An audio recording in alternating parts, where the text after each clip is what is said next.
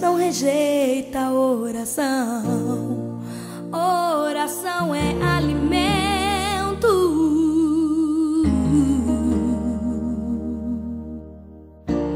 Nunca vi um justo sem resposta ou ficar no sofrimento.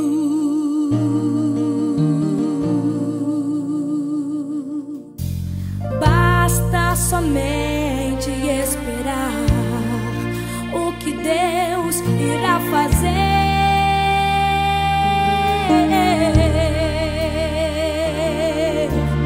Quando Ele estende suas mãos, é a hora de vencer.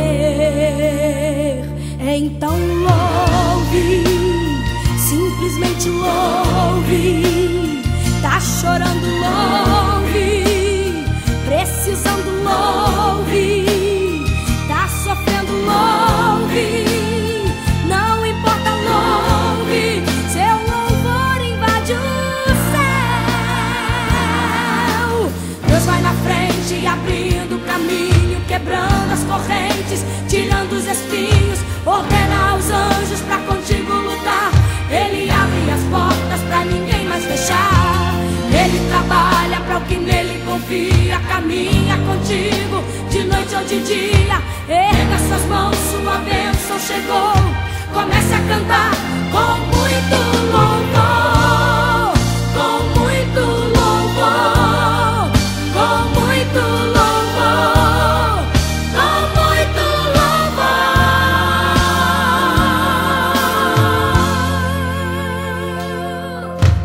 A gente precisa entender o que Deus está falando.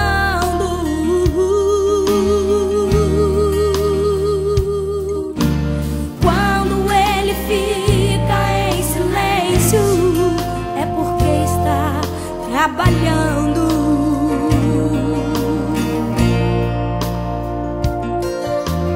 Basta somente esperar o que Deus irá fazer.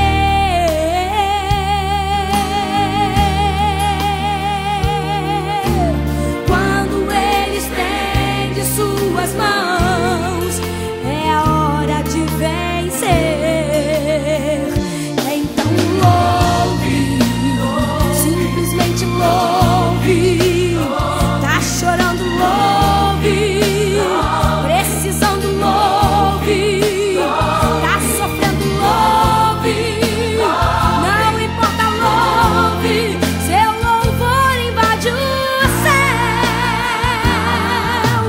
Deus vai na frente, abrindo o caminho, quebrando as correntes, tirando os espinhos.